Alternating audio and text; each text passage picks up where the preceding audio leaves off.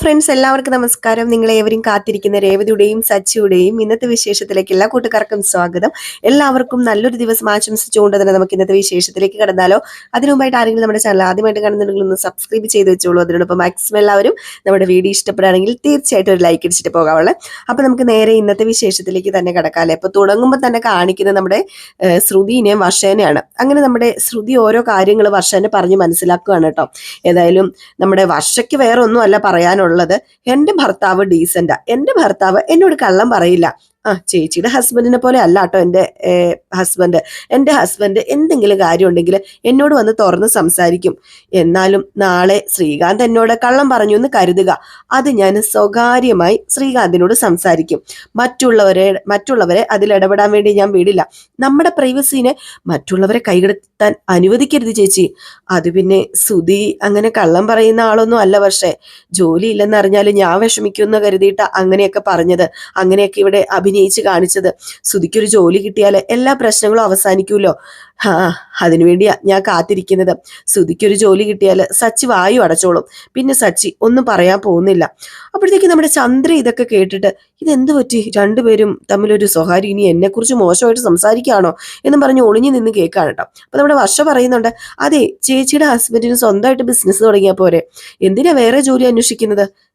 അതിന് എൻ്റെ കയ്യിൽ കാശൊന്നുമില്ല. പക്ഷെ എൻ്റെ കയ്യിൽ കാശുണ്ടായിരുന്നെങ്കിൽ ഓക്കെ. അല്ല, ചേച്ചിയുടെ അച്ഛൻ മലേഷ്യയിൽ കോടീശ്വരനാന്നല്ലേ പറഞ്ഞത്, ആ വഴിയൊന്ന് ചിന്തിച്ചുകൂടെ? അല്ല, അദ്ദേഹത്തിന് ചേച്ചിയുടെ ഹസ്ബൻഡിന് ബിസിനസ് തുടങ്ങാൻ ഹെൽപ്പ് ചെയ്യാൻ പറ്റൂല്ലോ, ആ വഴി ചിന്തിക്ക് എന്ന് പറഞ്ഞു. അപ്പോഴത്തേക്കും നമ്മുടെ ചന്ദ്രയ്ക്ക് ഇഷ്ടപ്പെട്ടോ. ചന്ദ്ര കൊള്ളാന്ന്. അപ്പൊ നമ്മുടെ വർഷ പറഞ്ഞു, അല്ല അദ്ദേഹത്തിന് വലിയ ഫിനാൻസ് കമ്പനിയൊക്കെ ഉണ്ടല്ലോ, എങ്കിൽ പിന്നെ അങ്ങനെ ഒന്ന് സഹായിക്കാൻ പറ, ഒന്ന് ബിസിനസ് തുടങ്ങാനുള്ള കാശ് തരാൻ പറ. സ്വന്തം അച്ഛനല്ല, അച്ഛനോട് ചോദിക്കാൻ എന്തിനാ മടിക്കുന്നത്? അപ്പൊ വീണ്ടും നമ്മുടെ ചന്ദ്ര നല്ല ഐഡിയ തന്നെയാ വർഷ പറഞ്ഞു കൊടുക്കുന്നത്. രക്ഷപ്പെട്ടു. അപ്പൊ വർഷ പറഞ്ഞു വീണ്ടും നമ്മുടെ ശ്രുതിയോട്, അല്ല എത്ര പൈസ വേണമെങ്കിലും ചേച്ചിയുടെ അച്ഛന് തരാൻ പറ്റൂലോ. അപ്പോഴത്തേക്കുമാണ് നമ്മുടെ ചന്ദ്ര കയറി വരുന്നത്. വർഷമോളെ പറഞ്ഞത് ശരിയാ, അതെ ഞാൻ ഇവിടെ ഒരു സാധനം എടുക്കാൻ വരുമായിരുന്നു, അപ്പോഴാ മോള് പറയുന്നത് കേട്ടത്. ശ്രുതി മോളെ, നീ നിന്റെ അച്ഛനുമായിട്ട് സംസാരിക്കും മോളെ, ശ്രുതിക്ക് ബിസിനസ് തുടങ്ങണം, അതിനു വേണ്ട കാശ് തരണമെന്ന് പറ മോളെ. മറ്റുള്ളവരുടെ കമ്പനിയിലെ കൈ കെട്ടി നിന്ന് ജോലി ചെയ്യേണ്ട ആവശ്യം നമ്മുടെ ശ്രുതിമോനുണ്ടോ? മോള് തന്നെ ഒന്ന് ചിന്തിക്ക്. അപ്പോഴത്തേക്കും നമ്മുടെ വർഷ പറഞ്ഞു, ഒരു കാർ ഷോറൂമിൽ വർക്ക് ചെയ്തെന്ന് പറഞ്ഞ് കള്ളമല്ല ഇവിടെ പറഞ്ഞത്. പിന്നെ ചേച്ചിയുടെ ഹസ്ബൻഡിനെ പരിഹസിക്കുന്നവർക്ക് ഒരു പ്രതികാരം ചെയ്യണം. അത് വേറൊന്നുമല്ല, ഒരു കാർ ഷോറൂം തന്നെ അങ്ങോട്ട് ഇട്ടുകൊടുക്കാൻ പറയാം അച്ഛനോട്. വർഷമോള് പറഞ്ഞത് ശരിയാട്ടോ. ഒരു ആഴ്ച എങ്ങാണ്ട് അവനവിടെ വർക്ക് ചെയ്തില്ലേ, അതിന്റെ എക്സ്പീരിയൻസ് ഉണ്ടല്ലോ. അതുകൊണ്ട് വർഷ പറയുന്നത് പോലെ മോൾ ഒരു കാര്യം ചെയ്യ്, സ്വന്തമായിട്ട് ഒരു ഷോറൂം ഇട്ട് കൊടുക്ക്. അപ്പോഴത്തേക്ക് നമ്മുടെ വർഷയും പറഞ്ഞു കേട്ടോ, അത് തന്നെ ചേച്ചി നല്ലത്, ഞങ്ങൾ ഉടനെ തന്നെ സ്വന്തമായിട്ട് ഒരു റെസ്റ്റോറന്റ് തുടങ്ങാൻ വേണ്ടി ഇരിക്കുക. പിന്നെ സ്വന്തമായിട്ടൊരു ഡബ്ബിംഗ് സ്റ്റുഡിയോയും തുടങ്ങാൻ താല്പര്യമുണ്ട്. ആണോ മോളെ, സത്യമാണോ ഞാൻ ഈ കേൾക്കുന്നത്? മോളെ ശ്രുതി, വർഷ പറഞ്ഞത് കേട്ടില്ലേ? സ്വന്തമായിട്ട് ബിസിനസ് തുടങ്ങാന് അവക്ക് താല്പര്യമുണ്ടെന്ന്. അത് തന്നെയാ നല്ലത്. നിങ്ങൾ 4 പേരും ഉയർന്ന നിലയിലെത്തണം, അത് കാണണം. സച്ചി രേവതിയെ നോക്കിക്കേ, സച്ചി വെറും ഒരു കാർ ഡ്രൈവർ, രേവതിയോ പൂക്കടയിലും. എന്തിനു കൊള്ളാം, ഇതിൽ നിന്നൊക്കെ എന്ത് കിട്ടാനാ? അവർ ഇരുന്നെടുത്ത് തന്നെ ഇരിക്കും, നിങ്ങൾ വലിയ നിലയിലും ആകും. അപ്പോഴത്തേക്ക് നമ്മുടെ വർഷ പറഞ്ഞു, ആദ്യക്ക് വിവരമില്ലാത്തതുകൊണ്ട് ആദ്യം ഇങ്ങനെയൊക്കെ പറയുന്നത്. ഏറെ സാധ്യതയുള്ള ബിസിനസ്സാ ഫ്ലവർ ബിസിനസ്. കുറെ ബ്രാഞ്ചസ് തുടങ്ങിയാലേ അവരും വലിയ നിലയിലെത്തും. അതിനുള്ള കഴിവ് രേവതി ചേച്ചിക്കുണ്ട്. അപ്പോഴത്തേക്ക് ചന്ദ്രൻ പറഞ്ഞു, അതൊക്കെ വിടുക അച്ഛൻ, നമുക്ക് നമ്മുടെ കാര്യം സംസാരിക്കാം. മോളെ ശ്രുതി, നീ നിന്റെ അച്ഛനോടൊന്ന് സംസാരിക്കുക. പെട്ടെന്ന് തന്നെ നമ്മുടെ ശ്രുതിക്ക് ബിസിനസ് ചെയ്യാനുള്ള ഏർപ്പാടൊക്കെ ഉണ്ടാക്കുക. പാവം, ഒരുപാട് നാണം കെട്ട എല്ലാവരുടെയും മുമ്പിൽ. അതും എത്ര നാള് ജോലിയില്ലാതെ നടക്കും. അത് പിന്നെ ആന്റി, ശ്രുതി കുറച്ച് നാള് ഒരു കമ്പനി വർക്ക് ചെയ്ത് എക്സ്പീരിയൻസ് ഉണ്ടായതിനു ശേഷം സ്വന്തമായിട്ട് ബിസിനസ് തുടങ്ങുന്നത് നല്ലത്, അല്ലാതെ എടുത്തു ചാടിയൊന്നും തുടങ്ങണ്ട. അങ്ങനെയുള്ളപ്പം ശ്രുതിക്ക് കോൺഫിഡൻസ് കൂടുകയും ചെയ്യും. അവനിപ്പൊ കോൺഫിഡൻസിന്റെ കുറവൊന്നും ഇല്ല മോളെ. നമുക്ക് ഒരു ബിസിനസ് അങ്ങ് ഇട്ട് കൊടുക്കാം. വേണ്ട, എൻ്റെ അച്ഛനോട് അത് പറയണമെങ്കിൽ, അപ്രൂവ് ചെയ്യണമെങ്കിൽ കുറച്ച് നാള് എക്സ്പീരിയൻസ് ഉള്ള ഒരു കാർ ഷോറൂമിൽ വർക്ക് ചെയ്യണം. അത് കഴിഞ്ഞ് നമുക്ക് എന്താണെന്ന് വെച്ചാൽ ചിന്തിക്കാം. ഇനിയിപ്പം ഒരു കാർ ഷോറൂമിൽ തന്നെ കിട്ടണമെന്നില്ലല്ലോ ആന്റി, ചിലപ്പം വേറെ എന്തെങ്കിലും ജോലിയാണെങ്കിലോ എന്നൊക്കെ പറഞ്ഞിട്ട് നമ്മുടെ ശ്രുതി അങ്ങ് പോവാണ്ടോ. ശ്രുതി വേഗം ചെന്ന് വാതിലടച്ചിട്ട്, ഇത് വലിയ കഷ്ടമായി പോവുകയാണല്ലോ എൻ്റെ ഈശ്വര, ഇനിയിപ്പോൾ എന്താ ചെയ്യുക? എത്രയും പെട്ടെന്ന് ശ്രുതിക്ക് ജോലി കിട്ടണം. ജോലി കിട്ടിയില്ലെങ്കിൽ വിഷമത്തിലാവുന്നത് ഞാനാ. പറയാനാ? ജോലി കിട്ടിയിട്ടുണ്ടെങ്കിൽ ബിസിനസ് തുടങ്ങാൻ ആന്റി നിർബന്ധിക്കില്ല, ഇല്ലെങ്കിലേ ബിസിനസ് തുടങ്ങാൻ നിർബന്ധിക്കും. ഈ വർഷക്ക് ഏത് നേരത്താണോ ഇതൊക്കെ പറയാൻ തോന്നിയത് എന്ന് പറഞ്ഞുകൊണ്ട് വെപ്രാളത്തിൽ നേരെ വിളിക്കുകയാണ് കേട്ടോ നമ്മുടെ സുധീനെ. സുധിയാണെങ്കിൽ അവിടെയും ഇവിടെയൊക്കെ അലഞ്ഞു തിരിയാണ്. എവിടെ നിന്ന് പാവത്തിന് ഒരു ജോലിയും കിട്ടുന്നില്ല, കുറച്ച് സർട്ടിഫിക്കറ്റ് മാത്രം കയ്യിലിരിപ്പുണ്ട്. അപ്പോഴാണ് ഫോൺ ബെല്ലടിച്ചത്. ഫോൺ ബെല്ലടിച്ച ഉടനെ ആ ശ്രുതിയാണല്ലോ എന്ന് പറഞ്ഞുകൊണ്ട് നമ്മുടെ സുധി ഫോൺ എടുക്കുക. ശ്രുതി ഫോൺ എടുത്തിട്ട് എന്താ എന്താ ശ്രുതി പറ ശ്രുതി. അത് പിന്നെ എന്തായി ശ്രുതി, ജോലി വല്ലതും കിട്ടിയോ? ഇന്റർവ്യൂ എങ്ങനെയുണ്ടായിരുന്നു? അത് പിന്നെ ഞാൻ എന്തു പറയാനാ, ഇതുവരെ ജോലിയൊന്നും ആയിട്ടില്ല. എനിക്ക് ജോലി കിട്ടുമായിരുന്നെങ്കിലേ ഞാൻ നിന്നെ അങ്ങോട്ട് വിളിച്ച് അറിയിക്കില്ലായിരുന്നോ? അയ്യോ, അപ്പൊ ജോലി കിട്ടിയില്ലേ? ഇല്ല, 3-4 കമ്പനി കയറി ഇറങ്ങി, ക്വാളിഫിക്കേഷൻ ഉണ്ടായിട്ടും അവരാരും എനിക്ക് ജോലി തന്നില്ല ശ്രുതി. എന്നാ പിന്നെ ഞാനൊരു കാര്യം പറയാം ശ്രുതി. എൻ്റെ ഒരു ക്ലയന്റിന്റെ കമ്പനിയില് നീ കുറച്ച് നാള് വർക്ക് ചെയ്തില്ലായിരുന്നോ? ഞാൻ വിളിച്ചു പറയാം. ശ്രുതി മേഡത്തിനെ ഒന്ന് ചെന്ന് കാണാം. മേഡത്തിന്റെ കമ്പനിയിൽ ചിലപ്പോൾ ശ്രുതിക്ക് ജോലി തരും, ഉറപ്പാ. ഒന്ന് ചെല്ല. അത് പിന്നെ ഞാൻ അവരെ ചെന്ന് കണ്ടിരുന്നു. സത്യമായിട്ടും അവര് എന്നെ അവിടെ നാട്ടി ഓടിക്കുക ചെയ്തത്. എന്തോ ഒരു തെരുവ് നായെ പോലെ ഇൻസൾട്ട് ചെയ്ത് ഓഫീസിൽ നിന്ന് ഇറക്കി വിട്ടു. ആണോ? ഇതിപ്പോ വലിയ കഷ്ടമായി പോയല്ലോ ശ്രുതി. ഇനി ശ്രുതിക്ക് ജോലി കിട്ടില്ലേ? ഇനി എന്താ നമ്മൾ ചെയ്യുക? നീ ടെൻഷൻ ആകാതെ ശ്രുതി, ഞാന് ജോലി എങ്ങനെയെങ്കിലും സംഘടിപ്പിക്കും. നോക്കിക്കോ, ഞാൻ തരുന്ന വാക്കാ. ഈ സിറ്റി തന്നെ ഇപ്പൊ ഒത്തിരി കമ്പനികളുണ്ടല്ലോ. ഞാൻ എന്തായാലും ഒന്ന് അന്വേഷിക്കട്ടെ. എവിടെയാണെങ്കിലും വേണ്ടില്ല, ശ്രുതി പെട്ടെന്നൊരു ജോലിക്ക് കയറിയേ പറ്റൂ. ഇതെന്റെ മാനത്തിന്റെ പ്രശ്നം. ശ്രുതി പെട്ടെന്നൊന്ന് അന്വേഷിക്കുക. ശരി ശ്രുതി ഫോൺ വെക്കേ എന്ന് പറഞ്ഞിട്ട് നമ്മുടെ ശ്രുതി ഫോൺ കട്ട് ചെയ്തിട്ട് അന്തോ ഇല്ല കുന്തോ ഇല്ലാതെ ഇങ്ങനെ നിൽക്കുക. എന്ത് ചെയ്യണമെന്ന് പോലും അറിയാൻ പറ്റത്തില്ലാത്ത ഒരവസ്ഥ. കടലിനെയും ചെകുത്താനും ഒക്കെ നടക്കുന്ന വേണമെങ്കിൽ പറയാം. ഈ സമയം ദേഷ്യം വന്നിട്ട് ഇങ്ങനെ നമ്മുടെ ശ്രുതി നിൽക്കുകയാണ്. ഇനി എന്ത് ചെയ്ത് ശ്രുതിക്കും അറിയില്ല. ശ്രുതി ഈ പറയുന്ന രീതിയിൽ തന്നെ ചെകുത്താനും കടലിലും നടക്കുക തന്നെയാട്ടോ. ഏതായാലും ഈ സമയം ശ്രുതി ഇങ്ങനെ നിൽക്കുമ്പോഴാണ് പെട്ടെന്ന് അങ്ങോട്ടേക്ക് വർഷയും ശ്രീകാന്തും കടന്നു വരുന്നത്. അങ്ങനെ നമ്മുടെ ശ്രീകാന്ത് വന്നിട്ട് ഏടത്തി എന്തായി, സുധിയേട്ടൻ വന്നോ? ഏട്ടൻ ജോലി ശരിയായോ? അത് പിന്നെ ഇതുവരെ വന്നിട്ടില്ല. ഇന്ന് എന്തായാലും ജോലി ശരിയാവുന്നാ പറഞ്ഞേക്കുന്നത്. ഇത്രയും നാളും കിട്ടാത്ത ജോലി ഇന്ന് ഒരു ദിവസം കൊണ്ട് പെട്ടെന്ന് കിട്ടുമോ ചേച്ചി? ഇന്ന് എക്സ്ട്രാ ഡിഗ്രി വല്ലതും കിട്ടിയോ എന്നിങ്ങനെ ചോദിക്കുകയാണ് വർഷ. ഇത് കേട്ടതും എന്തോ പോലെ ആയി പോയിട്ടോ നമ്മുടെ ശ്രുതിക്ക്. അപ്പം ശ്രീകാന്ത് പറഞ്ഞു, വർഷേ നീ ഒന്ന് ചുമ്മാ ഇരിക്കും, നീ മിണ്ടാതിരിക്കും. ദേ ഏടത്തിയുടെ കോൺഫിഡൻസ് കളയല്ലേ. ദേ ഏടത്തി വിഷമിക്കണ്ട. ദേ ഉറപ്പായിട്ടും ഏട്ടന് ജോലി കിട്ടും. അല്ല ശ്രീകാന്തേ, അദ്ദേഹത്തിന് ഇഷ്ടപ്പെട്ട ജോലി അദ്ദേഹം തേടി കണ്ടുപിടിക്കാനുള്ള സാവകാശം കൊടുക്കണം. അത് പിന്നെ വർഷേ നീ പറയുന്നത് ശരിയാ, പക്ഷെ എനിക്ക് കാത്തിരിക്കാൻ കഴിയില്ല. എങ്ങനെയെങ്കിലും ജോലി കിട്ടിയേ പറ്റൂ. ഈ വീട്ടിലെ സിറ്റുവേഷൻ അങ്ങനെയാണെന്ന് നിനക്കറിയാലോ. ജോലി ഇല്ല എന്നതുകൊണ്ട് ശ്രുതി ദിവസവും കുത്തുവാക്ക് കേൾക്കേണ്ട ഒരു അവസ്ഥയാണ് വരുന്നത്. അത് ഏറ്റവും കൂടുതൽ സഹിക്കാൻ പറ്റാത്തത് എനിക്കാ. ഞാനും ശ്രുതിയും പരിഹസിക്കപ്പെടും, അപമാനിക്കപ്പെടും. അത് പിന്നെ രേവതി ചേച്ചിയുടെ ഹസ്ബൻഡ് അതും ഇതുമൊക്കെ പറയുമല്ലേ. നിങ്ങൾ എന്തിനാ അത് കെയർ ചെയ്യുന്നത്? അത് മൈൻഡ് ചെയ്യേണ്ട. ജോലിക്ക് പോകുന്നതും പോകാത്തതും ഒക്കെ നിങ്ങളുടെ പേഴ്സണൽ ഇഷ്യൂ അല്ലേ. അവരെന്തിനത് ക്രിട്ടിസൈസ് ചെയ്യണം? അതിന്റെ കാര്യം അവർക്കില്ലല്ലോ. അവന്റെ ജോലി അവൻ മര്യാദയ്ക്ക് ചെയ്യില്ല. മറ്റുള്ളവരുടെ ലൈഫിൽ എന്താണ് നടക്കുന്നതെന്ന് ഒളിഞ്ഞു നോക്കല അവന്റെ പരിപാടി. അപ്പോഴത്തേക്കും ഇത് നമ്മുടെ രേവതി കേട്ടോണ്ട് നിൽക്കായിരുന്നു. രേവതി വിട്ടുകൊടുക്കോ? രേവതി അടുക്കളയിൽ നിങ്ങൾ വന്നില്ലേ? സച്ചേട്ടൻ ഇവിടെ ഇല്ലാത്തതുകൊണ്ട് എന്ത് പറയാന്നാണോ വിചാരിച്ചത്? ധൈര്യം ഉണ്ടെങ്കിൽ സച്ചേട്ടൻ ഉള്ളപ്പോ പറയാ. അവനുള്ളപ്പോ പറഞ്ഞ എന്താ രേവതി? പേടിക്കാൻ എന്താ? അവൻ പ്രേതോ പിശാചോ വല്ലോ ആണോ? ആരെ കുറിച്ച് പറയാനും എനിക്ക് ഒരു താല്പര്യമില്ല. അവൻ വെറുതെ ഞങ്ങളുടെ ലൈഫിൽ തലയിട്ട് പ്രശ്നങ്ങൾ ഉണ്ടാക്കാം. അതുകൊണ്ടാണ് ഞാൻ ഇതൊക്കെ പറഞ്ഞത്. അപ്പൊ രേവതി പറഞ്ഞു, ശ്രീകാന്ത് നിനക്കറിയില്ല നിന്റെ ഏട്ടനെ, ആവശ്യമില്ലാതെ അദ്ദേഹം ഒരാളുടെ ലൈഫിലും തലയിടില്ല. കൺമുമ്പിൽ തെറ്റ് നടക്കുന്നത് കണ്ടിട്ടുണ്ടെങ്കിൽ അദ്ദേഹം പറയും. അതൊരു കുറ്റമായിട്ട് എനിക്ക് തോന്നുന്നുമില്ല. അപ്പൊ ശ്രീകാന്ത് പറഞ്ഞു, അതൊക്കെ ശരിയായെടുത്തി, പക്ഷെ ചില പ്രശ്നങ്ങളൊക്കെ ഉണ്ട്. സച്ചേട്ടൻ ചെറിയ വിഷയങ്ങൾ വലിയ വിഷയമാക്കും. അപ്പൊ നമ്മുടെ വർഷയും പറഞ്ഞു, രേവതി ചേച്ചി അദ്ദേഹത്തെ പൂർണ്ണമായിട്ട് ന്യായീകരിക്കാൻ പറ്റില്ല. അദ്ദേഹത്തിന്റെ ഭാഗത്തും തെറ്റുകളുണ്ട്. എന്ത് തെറ്റാ വർഷയുള്ളത്? സച്ചേട്ടൻ എന്ത് തെറ്റാ ചെയ്തതെന്ന് എനിക്ക് അറിയണം. എന്ത് തെറ്റ് ചെയ്തെന്ന് നിങ്ങൾ ഈ പറയുന്നത്? കള്ളത്തരം കാണിച്ചിട്ട് അദ്ദേഹം ആരെയും ഇന്ന് വരെയും ചതിച്ചിട്ടില്ല. അദ്ദേഹം അധ്വാനിക്കുന്നു, സത്യസന്ധതയോടെ കൂടെ ജീവിക്കുന്നു. അദ്ദേഹത്തിന്റെ കുടുംബം നല്ല രീതിയിൽ തന്നെ നോക്കുന്നു. നിന്റെ ഹസ്ബൻഡിനെ പോലെ അല്ല അദ്ദേഹം എന്നിങ്ങനെ പറഞ്ഞു. ശ്രുതിക്ക് ഇത് കേട്ട് കഴിഞ്ഞപ്പോ ദേഷ്യം വന്നില്ല. അപ്പോഴാണ് നമ്മുടെ ചന്ദ്ര വന്നിട്ട്, നീ എന്തിനാണ് ദേഷ്യപ്പെടുന്നത്? നീ എന്താണ് ഒച്ച വെക്കുന്നത്? അത് പിന്നെ അമ്മേ പറയുന്നത് കേട്ടോ, എന്റെ കെട്ടിയോനെ കള്ളനാണെന്ന്. അപ്പോഴത്തേക്കും ചന്ദ്ര പറഞ്ഞു, വേണ്ട മോളെ, വായടയ്ക്കുന്ന നിനക്ക് നല്ലത്. നീ നിന്റെ ജോലി ചെയ്യ, നീ അടുക്കളയിലേക്ക് പോ. അപ്പൊ ശ്രീകാന്ത് പറഞ്ഞു, അമ്മ എന്തിനാ ഏടത്തിയോട് ദേഷ്യപ്പെടുന്നത്? ഞങ്ങൾ നോർമൽ ആയിട്ടല്ലേ സംസാരിക്കുന്നത്. പിന്നെ എന്തിനാ അമ്മ ഇങ്ങനെ വന്ന് ഏടത്തിനെ കുറ്റപ്പെടുത്തുന്നത്? അപ്പോഴത്തേക്ക് ശ്രീകാന്തിനോട് ചന്ദ്ര പറഞ്ഞു, നിനക്ക് ഇവളെ ശരിക്കും മനസ്സിലായിട്ടില്ല, പാവത്തെ പോലെ എന്നും ഒരേ ഭാവത്തിൽ തന്നെ നിൽക്കും. സച്ചി വന്നു കഴിഞ്ഞിട്ടുണ്ടെങ്കിൽ നമ്മൾ പറഞ്ഞതൊക്കെ അവനോട് പറഞ്ഞ് നമ്മുടെ നേരെ തിരിച്ചുവിടും. നിങ്ങൾക്കൊന്നും വേറെ പണിയില്ലേ, എന്തിനാ ഇവളോട് സംസാരിക്കാൻ നിൽക്കുന്നത്? ഇവളാ ഈ വീട്ടിൽ പ്രശ്നം ഉണ്ടാക്കുന്നത്. നിങ്ങൾ ചെല്ല്, നിങ്ങൾ പോകാൻ നോക്ക്. ഇവളെ പോലെയുള്ളവരോട് സംസാരിക്കുന്നതിനേക്കാളും ഭേദമുണ്ടല്ലോ വെളിയിൽ പോയി സംസാരിക്കുന്നതാ. അപ്പോഴത്തേക്ക് നമ്മുടെ രേവതി പറഞ്ഞു, എനിക്ക് അത്തരം സ്വഭാവമൊന്നുമില്ല. സച്ചേട്ടനെ കുറിച്ച് വേണ്ടാത്തത് സംസാരിച്ചപ്പം സംസാരിക്കേണ്ടെന്ന് പറഞ്ഞു, അത്രേ ഉള്ളൂ. എന്താടി അവനെ കുറിച്ച് പറഞ്ഞാൽ നിനക്ക് പ്രശ്നം?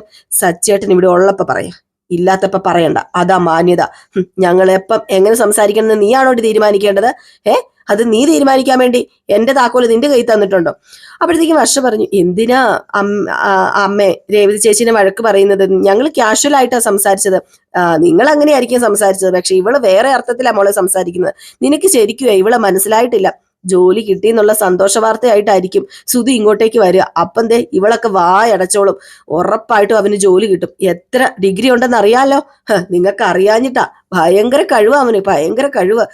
കണ്ടോ, അവൻ ഉയർന്ന നിലയിലും എത്തും, വലിയ മുതലാളിയാകും. രാവിലെ ഇവളുടെ കെട്ടിയ സുധിയോട് പറഞ്ഞല്ലോ, വേറെ ജോലിയൊന്നും കിട്ടിയില്ലെങ്കിൽ ഡ്രൈവർ ജോലിക്ക് വന്നോളാന്.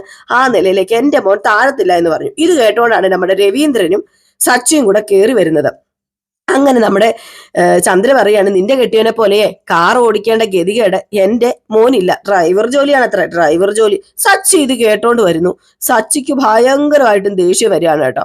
ഇതെല്ലാം മാറി നിന്ന് സച്ചി കേൾക്കാണ്. അപ്പൊ നമ്മുടെ ശ്രുതി പറയുന്നുണ്ട്, ഡ്രൈവർ ജോലി ചെയ്യുന്നവൻ എന്നും ഡ്രൈവർ ജോലി തന്നെ ചെയ്യുകയുള്ളൂ. പക്ഷെ എന്റെ ശ്രുതി അതുപോലെയല്ല, ബിസിനസ്സിൽ ഇങ്ങനെ കേറി കേറി വരും. പിന്നെ ജീവിതത്തിൽ ഒന്നും മിച്ചം കാണില്ല ഈ ഡ്രൈവർ ജോലി ചെയ്യുന്നവർക്ക്. മേപ്പോട്ട് നോക്കി ഇരിക്കേണ്ട വരും വയസ്സാങ്കാലത്ത്. കറക്റ്റാ ശ്രുതി പറഞ്ഞത്.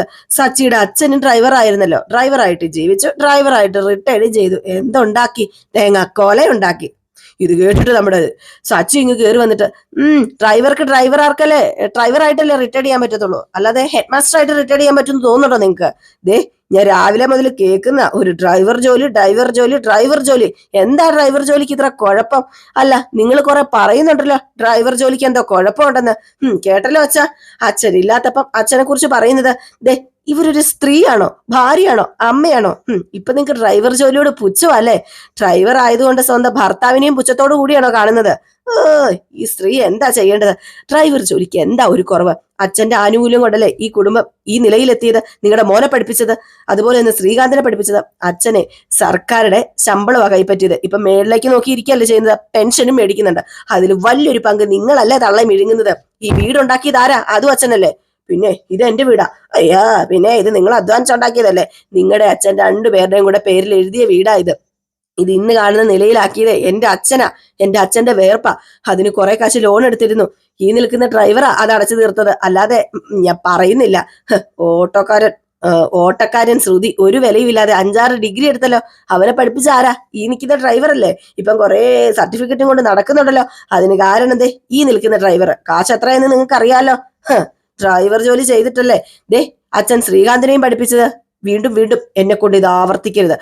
അപ്പോഴത്തേക്ക് നമ്മുടെ രവീന്ദ്രൻ പറഞ്ഞു, സച്ചി നീ വിടടാ, കുടുംബത്തിന് വേണ്ടി ചെയ്ത കണക്കൊന്നും വിളിച്ചു പറയരുത്. ദേ ഇവര് പറഞ്ഞു പറയിപ്പിക്കുന്നല്ലേ അച്ഛാ. നീ ഇങ്ങനെ ദേഷ്യപ്പെടാൻ മാത്രം. എന്താ ഞാൻ പറഞ്ഞത്? എന്റെ അച്ഛൻ ഡ്രൈവറാ, ഞാനും ഡ്രൈവറാ. ഞങ്ങൾ ചെയ്യുന്ന തൊഴിലിനെ കുറിച്ച് നിങ്ങൾ താഴ്ത്തി സംസാരിച്ചില്ലേ? ഒരു വലിയ ജോലി വന്നിരിക്കുന്നു. പറയുന്ന കേട്ടാത്തോന്ന്. 10 വർഷം പഠിച്ച് ഡിഗ്രി എടുത്താലേ ആ ജോലി ചെയ്യാൻ പറ്റുവോളെന്ന്. 10 വർഷം പഠിച്ച് ഡിഗ്രി ഒന്നും എടുക്കണ്ട. അല്ലെങ്കിലും ഉണ്ടല്ലോ, ഈ ഡ്രൈവർ ജോലി ചെയ്യണമെങ്കിലേ കുറച്ച് ശ്രദ്ധയും അതുപോലെ ബുദ്ധിയും കഴിവും ഒക്കെ തന്നെ വേണം. അപ്പോഴത്തേക്കും പിന്നെ 4 ദിവസം കൊണ്ട് ചെയ്യാൻ പറ്റുന്ന ജോലിയല്ലേ ഈ ഡ്രൈവർ ജോലി. അങ്ങനെയൊന്നും ചെയ്യാൻ പറ്റില്ലമ്മേ. ഇതേ ഡ്രൈവർ ജോലി ചെയ്തിട്ട് വലിയ നിലയിലെത്തിയ ആളുകള് ഉണ്ട്. എന്തിനാ എപ്പോഴും ഡ്രൈവർ ജോലി എന്ന് പറഞ്ഞ് എന്റെ ഭർത്താവിനെ ഇടിച്ച് സംസാരിക്കുന്നത്? അതിനെ നിന്റെ ഭർത്താവിനെ മാത്രമല്ലല്ലോ രേവതി സംസാരിക്കുന്നത്, എന്റെ അമ്മ അവരുടെ ഭർത്താവിനെ കുറിച്ച് സംസാരിക്കുന്നുണ്ടല്ലോ. ഇയാൾ ഈ തള്ളയ്ക്ക് വെളിവില്ല, ലേശം വെളിവില്ല.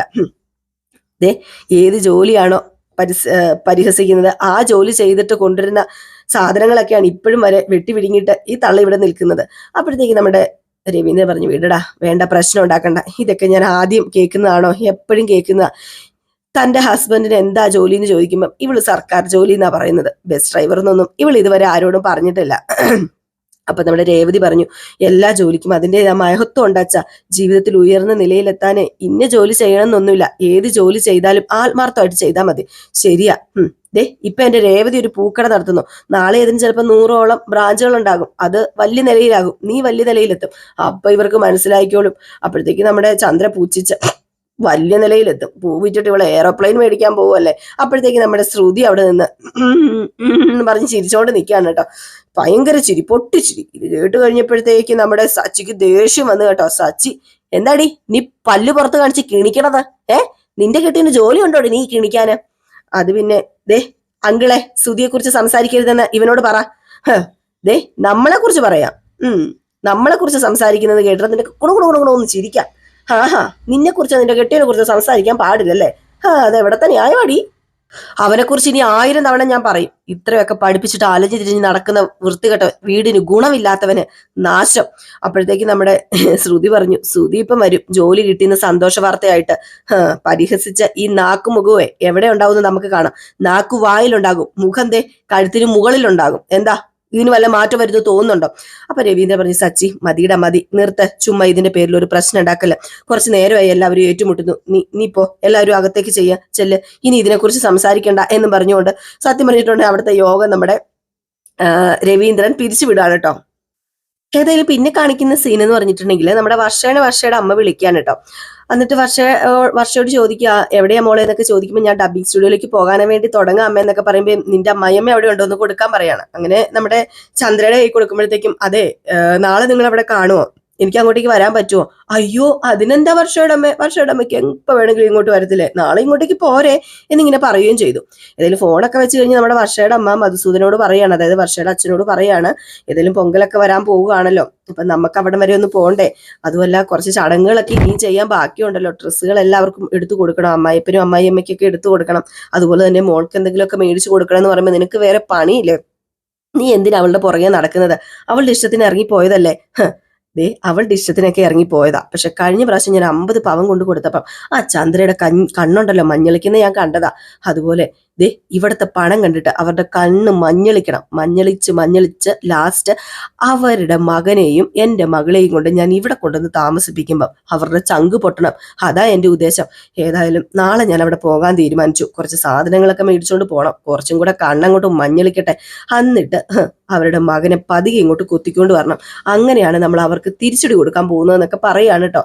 ഏതായാലും നമ്മുടെ ചന്ദ്രയും ഭയങ്കര സന്തോഷത്തിലാണ്. വർഷയുടെ അമ്മയാണല്ലോ വരുന്നത്.